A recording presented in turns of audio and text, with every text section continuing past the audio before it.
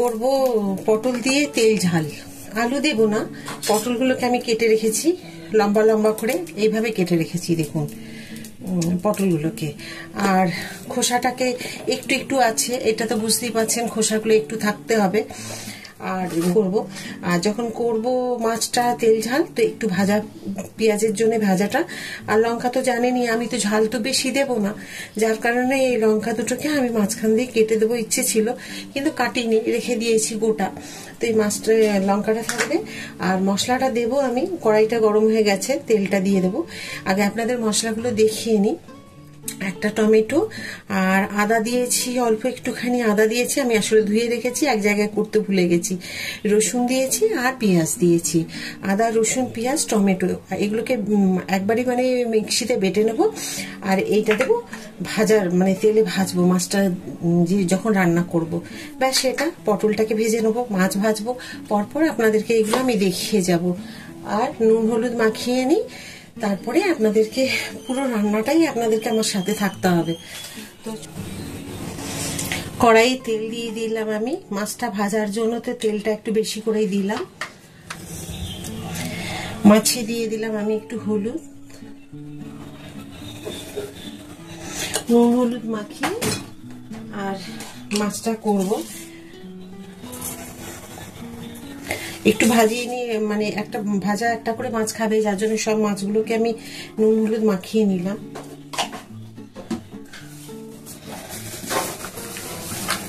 এইভাবে কিন্তু একটু তেল দিতে হবে। যখন মাছগুলো মানে ভাজার জন্য করবেন রেডি, তখন কিন্তু একটু তেল দিয়ে দেবেন, তেল দিয়ে দিলে একটু ভালো। তো এইভাবে কিন্তু আমি মাছগুলোকে সুন্দর করে ভেজে নেব। কড়াইটাও গরম হয়ে গেছে।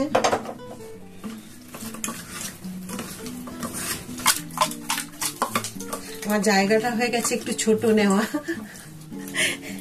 আসলে একটু জায়গাটা ছোট হয়ে গেছে, আপনারা একটা বড় জায়গায় করে মাখিয়ে নেবেন। আর মাছ না সব সময় ধোয়ার পরে একটুখানি জল, নুন জলের সাথে একটু ভিজিয়ে রাখবেন, দেখবেন রক্তগুলো সমস্ত মাছের যে থাকে লেগে, ওটা সঙ্গে সঙ্গে ধোয়ার পরে বোঝা যায় না। 10 মিনিট রেখে দেবেন নুন জলে ভিজিয়ে, দেখবেন রক্ত জলটা পুরো বেরিয়ে যাবে, তাহলে কিন্তু ভালো। নাহলে আস্তে আস্তে গন্ধ ছাড়ে।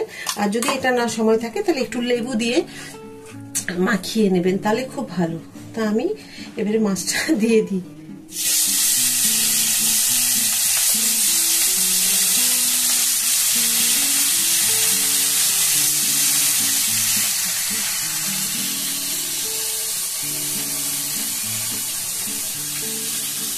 বাকিটা পরে দেবো।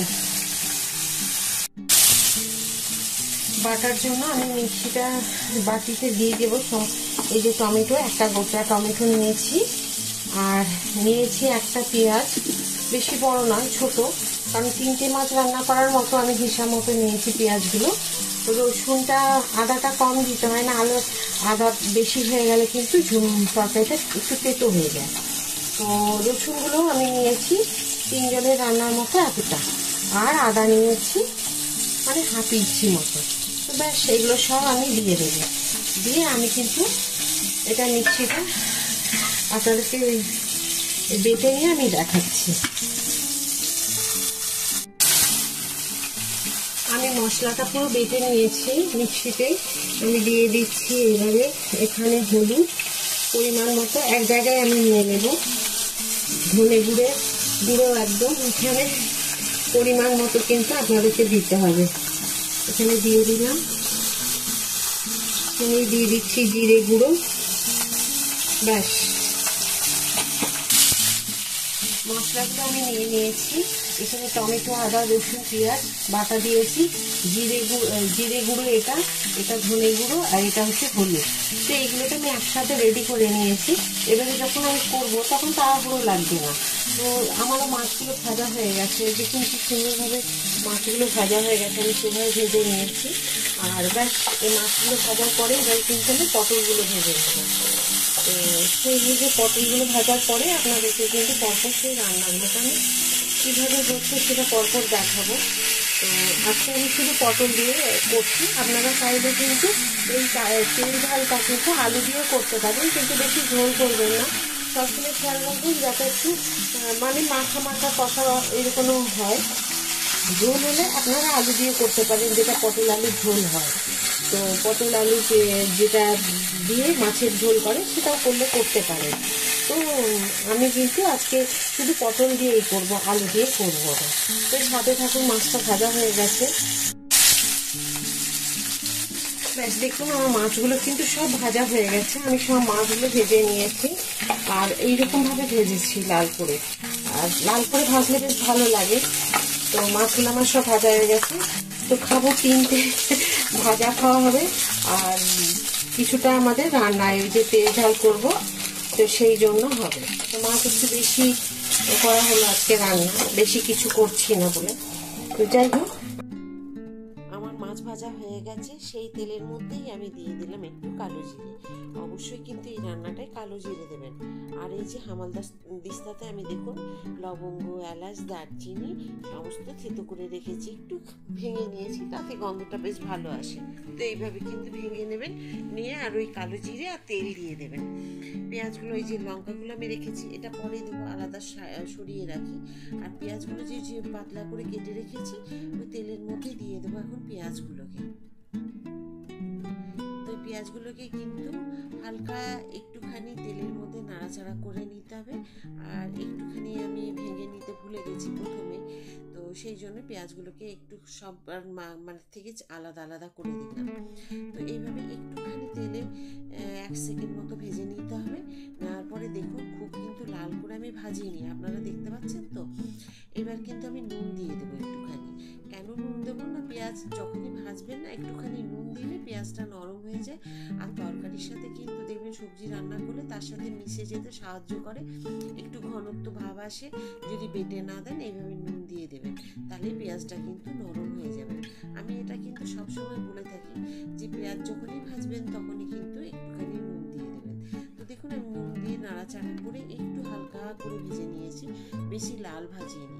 এবারে দিয়ে দিলাম পটলগুলো কেটে রেখেছি। এবার পটলগুলো দেওয়ার পরে কিন্তু এই পটলের সাথে এবারে যেটুকু পেঁয়াজটা হালকা ব্রাউন কালার যেরকম ভাজা হয়, পটলও ভাজা হবে, পেঁয়াজও ভাজা হবে। তাহলে কিন্তু দুটো সুন্দর করে একসাথে ভাজা হয়ে যাবে। আপনারা চাইলে আগে পটলটাকে তেলে ভেজে আলাদা করে তুলে রাখতে পারেন, তো আবার চাইলে এইভাবেও করতে পারেন। তো যেটা আপনাদের ইচ্ছে। দেখুন পেঁয়াজগুলো কিন্তু পুড়েও যায়নি আর সুন্দরভাবে ভাজা হয়ে গেছে, পটলও ভাজা হয়ে গেছে, পেঁয়াজও ভাজা হয়ে গেছে। এবারে যে মশলাটা আমি করে রেখেছিলাম সব মশলাটা আমি দিয়ে দিলাম। আপনারা তো জানেনই আমি কি মশলা বেটে রেখেছিলাম, সেই বাটি ধোয়া জলটাও আবার একটু দিয়ে দিলাম। আমার এটা অভ্যেস জানেন তো, যদি আমি শিলে পোস্ত বাটি, শিল ধোয়া জল দেবো, বাটিতে মশলা মিক্সি ধোয়া জলটা আলাদা রাখবো। এটা আমার রান্না করতে করতে না আমার এটা যেন মনে হয় দিলে খুব ভালো হয়। তো যাই হোক, আমার এটা অভ্যেস আছে, জানি না আপনাদের আছে কিনা, যদি হয়ে থাকে একটু কমেন্ট করে জানাবেন তো। যে আমি ভাবি হয়তো আমার এটা বদ অভ্যেস হয়তো, কিন্তু যাই হোক আমি এটা করলাম। তো দেখুন এইভাবে কিন্তু কষিয়ে নিলাম, আঁচটাকে একটুখানি বাড়িয়ে দিলাম, কেননা এতক্ষণ কম আমি আঁচটা রেখেছিলাম ফ্লেমটা, এখন একটু বাড়িয়ে দিলাম। তো এইভাবে কিন্তু একটু করে কষিয়ে নিতে হবে। কষিয়ে নিয়ে যখন দেখবো আমি তেল ছেড়ে গেছে, তখন আমি আর এদিকে কিন্তু আলাদা একটুখানি গরম জল করে রাখতে হবে। আপনারা তো জানেনই আমি একটুখানি সবসময় গরম জল, গরম বলতে হালকা উষ্ণ গরম জল যেটা, সেটাই আপনারা ব্যবহার করবেন। দেখুন আমি দিয়ে দিচ্ছি একটুখানি চিনি, কারণ আমি ঝাল তো খুব একটা দেবো না, যার কারণে চিনিটা এই পরিমাণেই দেবো। ঝাল আপনারা যেমন খাবেন সেই আন্দাজে দেবেন। দেখুন কি সুন্দরভাবে কষানো হয়ে গেছে। তবে তেলের পরিমাণটা কিন্তু আমি অনেকটাই দিয়েছি, আপনারা কিন্তু এইভাবেই করবেন। দেখুন তেল ছেড়ে দিয়েছে, এইভাবে তেলটা ছেড়ে দেওয়ার পরেই কিন্তু একটু হালকা গরম জল দিয়ে দিলে খুব ভালো। আর পটলটাও দেখুন সেদ্ধ হয়ে গেছে। কেন হয়েছে জানেন তো, পটলটা সেদ্ধ এই যে আমি পেঁয়াজের সাথে একবারে ভেজে নিলাম। আর পটল, ভেন্ডি এগুলো কিন্তু খুব একটা অসুবিধা হয় না সেদ্ধ হতে, তো এই কারণে এগুলোকে দিয়ে দিলে আর বেশিক্ষণ সময়টা আপনার লাগবে না। খুব চটজলদি কিন্তু পটলের তেল ঝালটা খুব ভালো হয়ে যায়। তো বুঝতেই পারছেন রান্নাটা দেখে একদমই কিন্তু। আর আমি একটু এবারে কমিয়ে দিলাম গ্যাসটা, দিচ্ছি একটু জল উপর থেকে, নুন তো দিয়ে দিয়েছি, মিষ্টি দিয়ে দিয়েছি, ব্যাস এইটুকু জলেই আমি দেবো।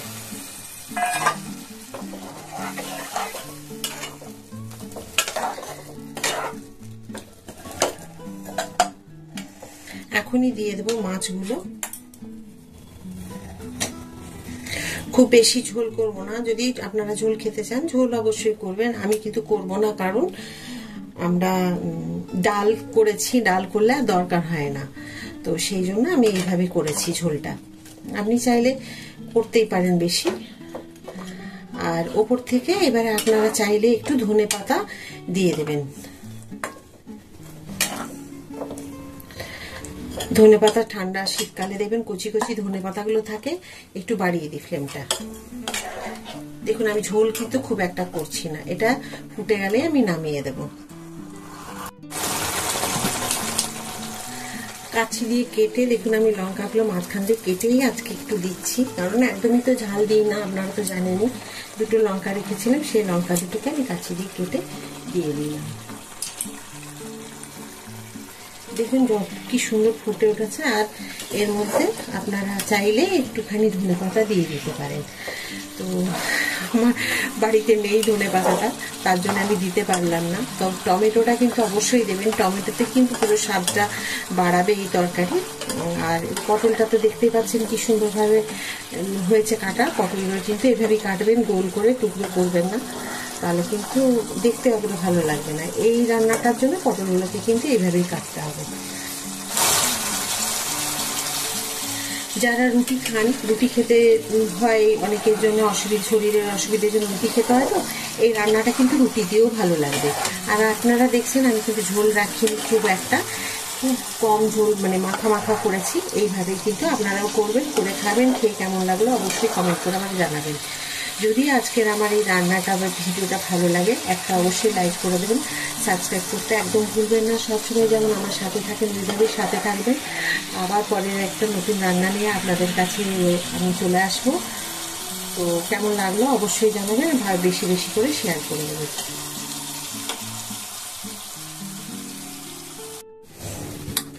তো দেখুন এই রান্নাটা কি সুন্দরভাবে হয়েছে, আপনারা দেখতে পাচ্ছেন। ঠিক এইভাবে কিন্তু একবার আপনাদেরকে করে খেয়ে দেখে আমাকে অন্তত কমেন্ট করে জানাতে হবে যে কেমন হয়েছিল রান্নাটা। তো অবশ্যই কমেন্ট করে জানাবেন কেমন হয়েছিল। আর রান্নাটা খুব সহজভাবে আমি দেখালাম, এই সহজভাবে রান্নাটা সবাই করতে পারবেন।